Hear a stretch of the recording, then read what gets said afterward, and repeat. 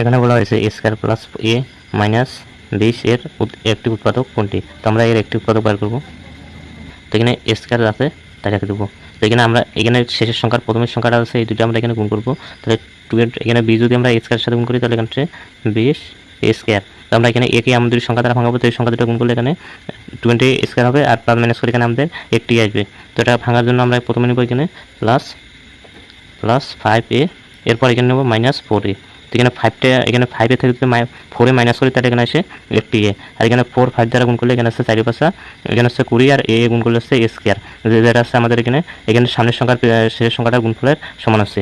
আর এখানে শেষ হচ্ছে মাইনাস, এখানে হচ্ছে 20। তো প্রথমে দুইটা থেকে আমাদের এখানে a কমন আসে, আমরা এখানে a কমন নেব। তো a স্কয়ার মানে এখানে দুইটি আছে, দুইটি থেকে একটি কমন চলে এসেছে, এখানে থাকে একটি a প্লাস এখানে 5 এ থেকে a কমন চলে এসেছে, এখানে থাকে 5। আর এখানে এই দুইটা থেকে আমরা এখানে মাইনাস কমন নেব, এর সাথে আমরা এখানে দুইটার সাথে দুইটা থেকে এখানে 4 কমন নেব, -4। তাহলে a square plus a minus এখানে 20 এর একটি উৎপাদক হচ্ছে a -4। তাহলে গ নম্বর